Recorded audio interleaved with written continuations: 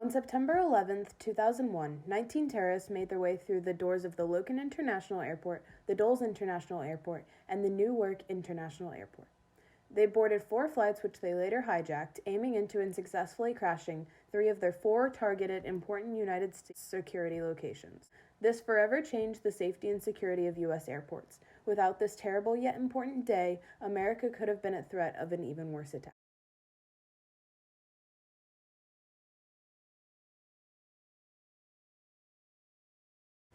The World Trade Center, nicknamed the Twin Towers, was located in New York City.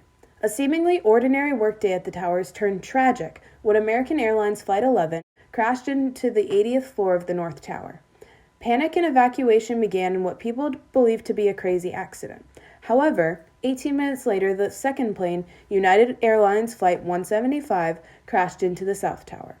By the time the second plane hit, it was apparent that this was not a crazy accident and instead an attack.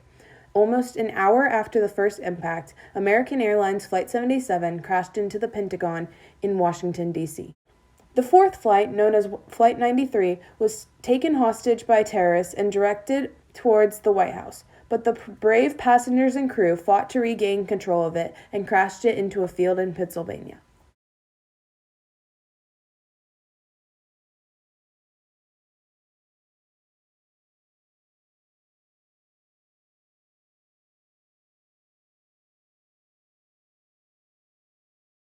My mother's first cousin was Sandy Bradshaw, and she was one of the flight attendants on Flight 93.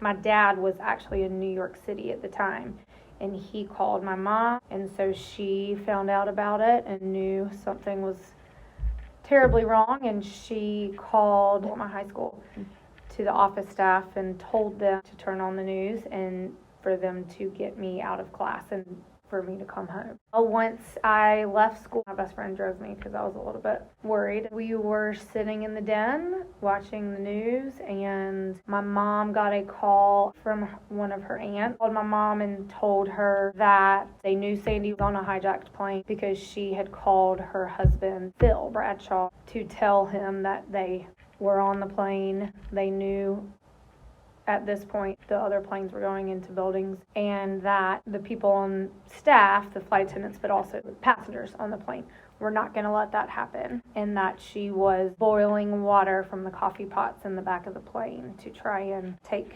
control. When she was on the phone with him, it kind of got a little bit loud, and she said, "I've got to go. We're about to do it." She was a pretty feisty personality. She was always a little sassy and spicy, so I don't doubt that she was on the back of one of those people.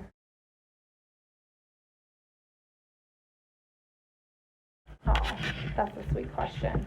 Absolutely. While it's such a crazy day in history for Americans in general, and everybody in the world really, but it's home a little differently with the personal connection. Much more grateful for their bravery, and well, I can't even imagine how they got the courage up to do something like that and what was going through their brains. A hero to so many, but especially to us, and even more so with her having a young family. Like, her son was 1 and her daughter was 3. And I've got a son and a daughter, and what they did, the sacrifices that they knowingly made for the many, many lives that they saved is just unfathomable.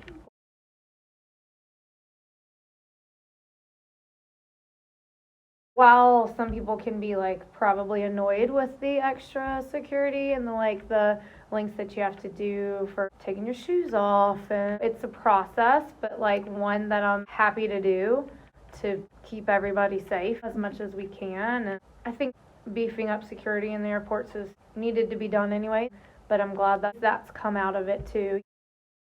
To understand how 9/11 occurred, we have to look back at how laid-back airports were before the attacks.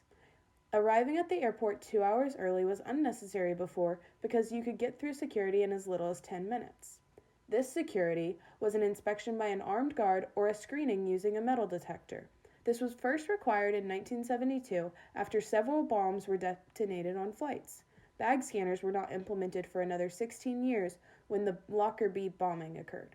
After security, you could enjoy the presence of a friend or family member all the way to the flight gate, even if they did not have a ticket.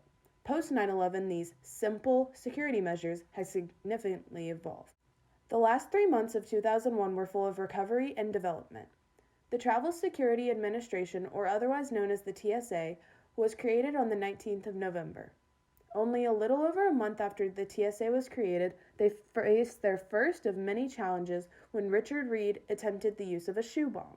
The TSA was well prepared and acted quickly to enforce new regulations, including the inspection of shoes. In 2002, less than a year after the attacks, the Department of Homeland Security was created.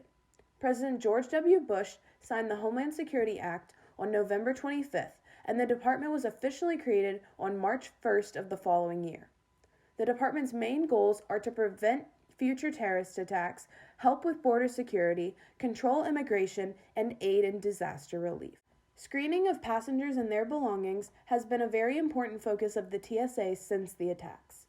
According to David P. Pekoski, a member of the TSA, who spoke with the House Committee on September 29, 2021, more than 2 million passengers are screened daily since it was introduced in 2009 in a successful attempt to lower chances of bombing or another kind of unprecedented attack. He also mentioned how the TSA has concentrated some of its attention on the screening of airport personnel. In December of 2020, the TSA formed the TSA Insider Mitigation Hub to prevent the possibility of an attack by someone working in the transportation field. Many new forms of technology have been introduced in the transportation industry. The computed tomography machine has been used to produce three-dimensional images of passengers' belongings. Credential authentication technology and the travel document checker have been used to confirm passengers' identity and flight information, creating a smoother security process. Advanced imaging technology has been used to lower false alarms of the carrying of weapon-like items. Technology continues to evolve with the use of biometrics, which are face recognition devices that are being tested and used in several airports and are what the TSA is hoping to be a part of the future of travel security. Walking into an airport now is a completely different experience than what it would have been 25 years ago. The series of revolutionary changes, influenced by situations that were made aware due to the 9/11 attacks, have changed the course and focus of airports to more deeply care for their safety and security.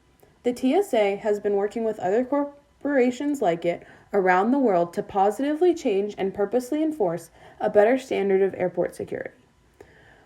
While the events that took place on September 11, 2001 were both tragic and devastating, they have also created an intellectual opportunity that has helped pave the way for the future of not only airport security, but also for the technological advancements of the world.